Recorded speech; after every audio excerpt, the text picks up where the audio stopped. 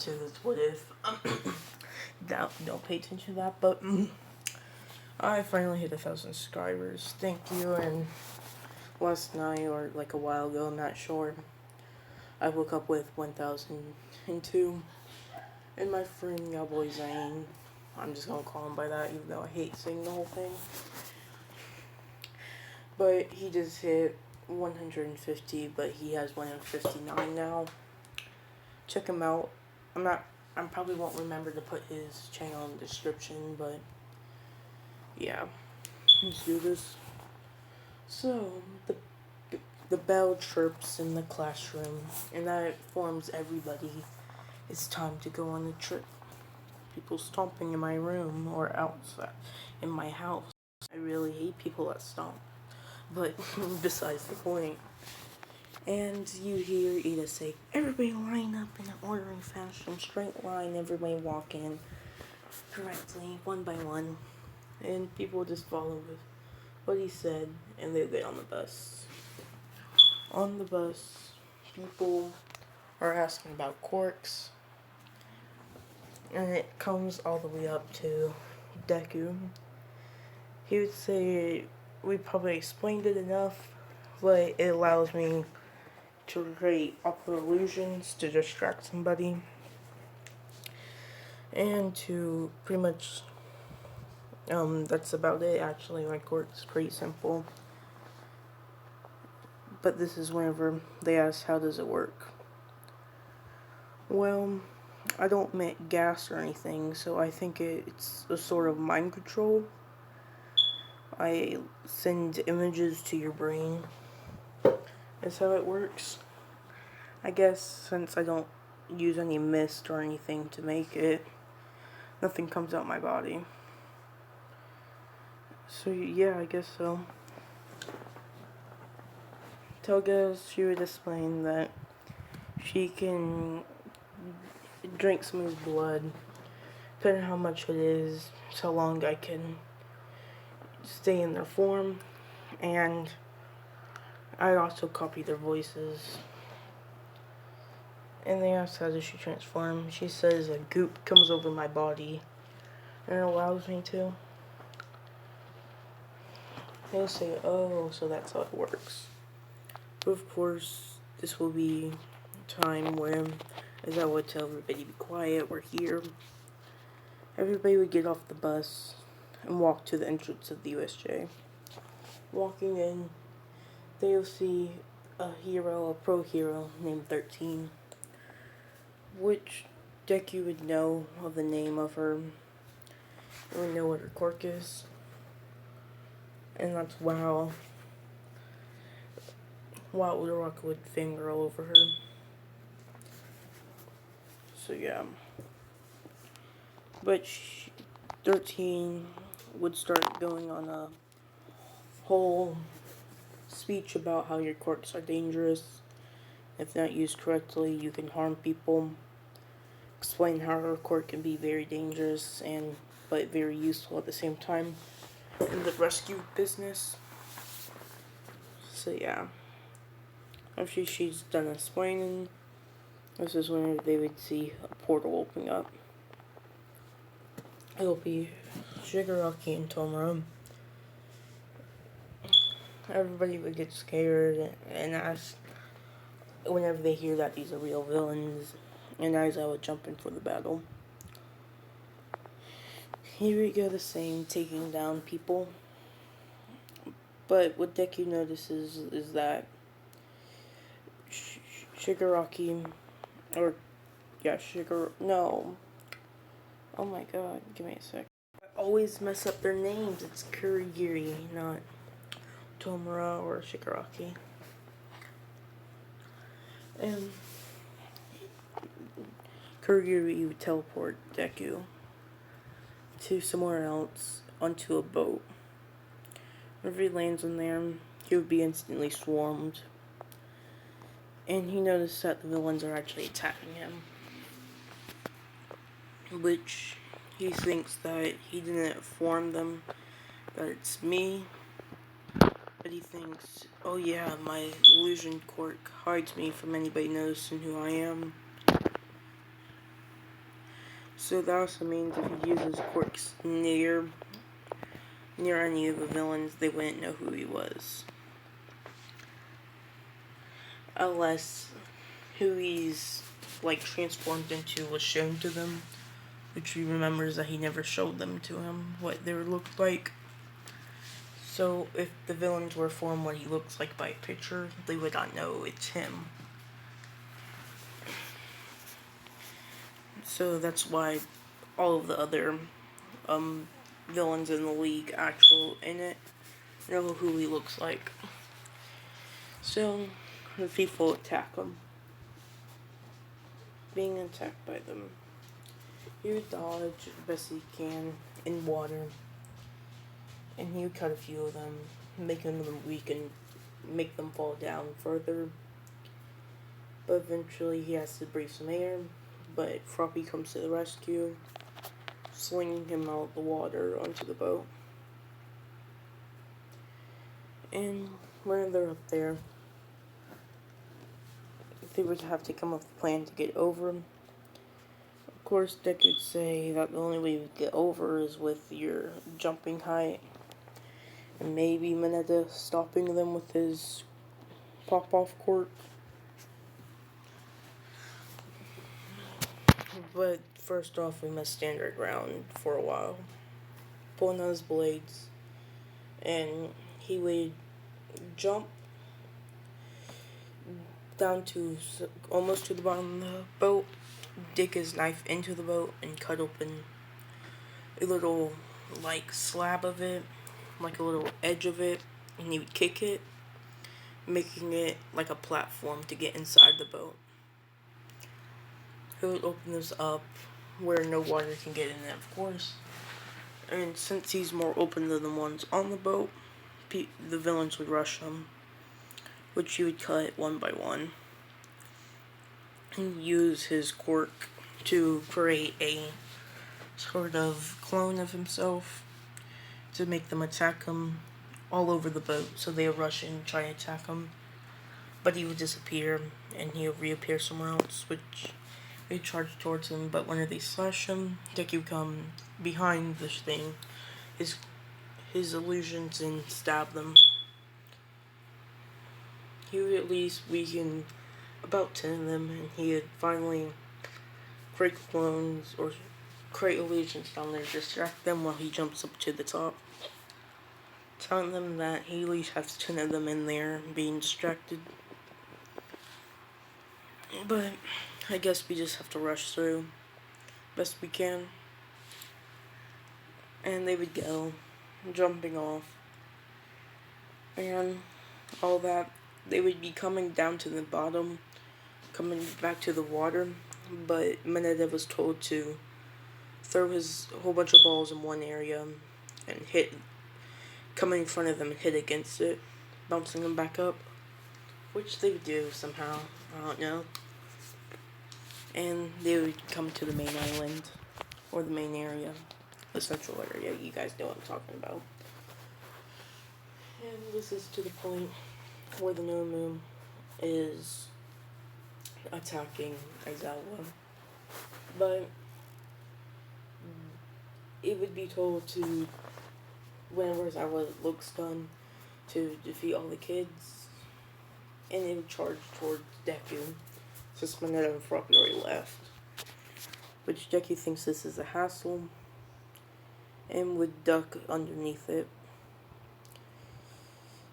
With the Nomu's punches being very strong and all that, what do you think is a hassle too? He would be punched and his arm would break. But what would happen is that he would come to, I would say, a villain, and he would swing his knife back where people can't see him kill the villain, and he would stab him, healing his arm, charge him forward again, and he would throw a knife at the Nomu, several of them stabbing into them.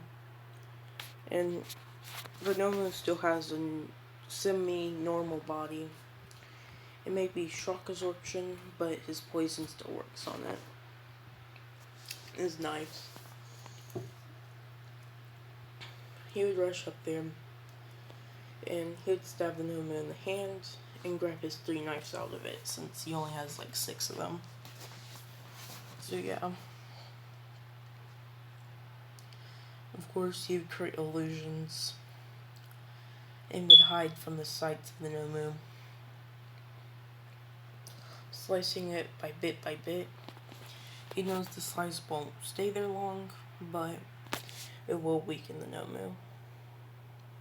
I'll say what he does is where the Nomu cannot reach his knives to pull them out, he would stab them straight into its spine.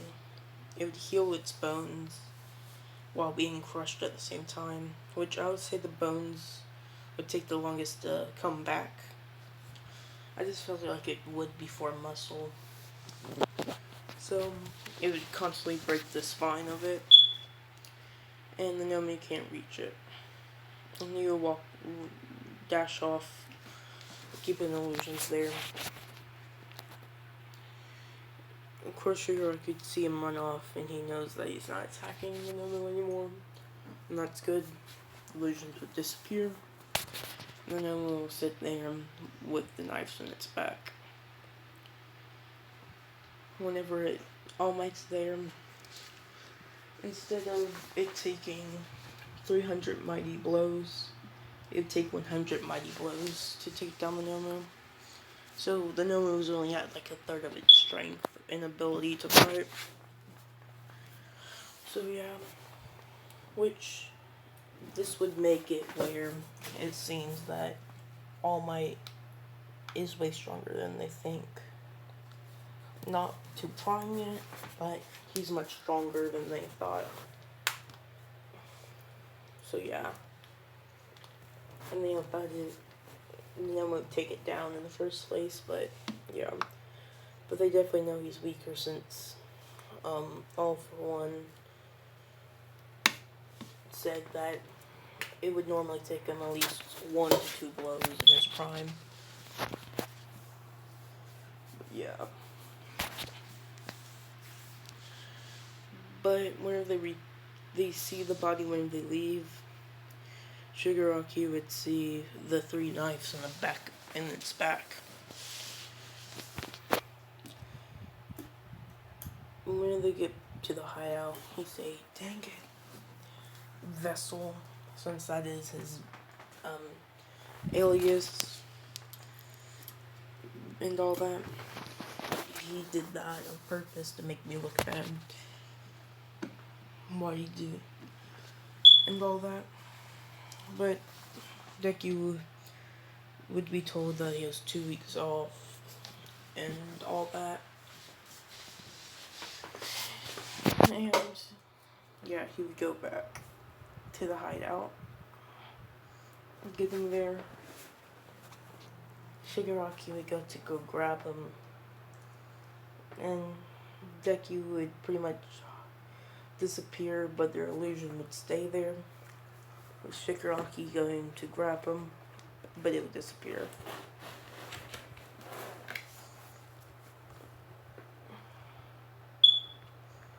And whenever this happens, he says, "You dare use All For One's quirk that he bestowed upon you to trick me? How dare you? Why does Master care for you? Why does he believe you? Why did he keep you?" That's whenever Deku would say, "How about you go ask him?" And so yeah. Of course, Shigaraki would go to grab him again, and Deku would go to stab him. But of course, Kurogiri would teleport them onto the roof of the building and make them fall back to the ground. Which Shigaraki would yell at him and say, "Why'd you do that, this traitor?" That's whenever he says that he's only protecting himself since you didn't show him what Deku looks like, or he doesn't attack Deku. So yeah, it's your fault for not showing him that. But They would, of course, be on odd terms, but all for one would pop up on the screen, telling them to stop acting like children, and that we have a mission for you, and twice is very needed. Which they would ask, twice would ask, what do all me needs? You need what do all me for something? That's rare. And he'd say, your quirk allows you to copy people and let them use their quirks with low durability. Well, what if I tell you to copy no moves? Which they could think, that's right. Well, Shigareki's like, what, you want some weak no moves and all that? But Deku would stop by saying, no moves are still very strong and very fast. If heroes can't touch them at all, and you have a massive army of them to overpower them, then it's like having an army of like several high tier no moves. If you make 100 of them, it would, in one real one, it would equal up to 10 real ones, even though their durability is way lower. But one question twice. Is it based off of their durability, or all the durability is the same? You say the durability is the same and all that, but having long range quirks would also help. And we can make it where Johnny can be copied, and we can travel into different cities, splitting up the heroes and weakening their ability to fight back. We get All Might to chase after a stronger Nomu that can wreck a lot more heroes, all the way to All for One, and he can finish them after being weakened. And he would not be able to survive from this. All Might, he'd surely lose, and he would die that day. Which Shigaraki would pretty much clench his cheeks or teeth, and All for One say, good idea, Deku. In a future massive attack, we'll use that for our advantage. So yeah, but we need a bigger army, since higher up heroes can take down these Nomu with ease, and the one specially made for All Might was able to take down. And if it's not specially made for him, it won't last long. So we must specify it for every top 10 hero. And we need to take down Aizawa first. First stage plan. Kill Aizawa, weaken the cities, make no moves are pacified for the top 10 heroes, and multiply them to overpower many of the lower tier heroes to get out their way, using low tier no moves. And so the plan is set to kill Aizawa on the day of the sports festival with a huge bang. And yes, this would be the end of this part. Goodbye.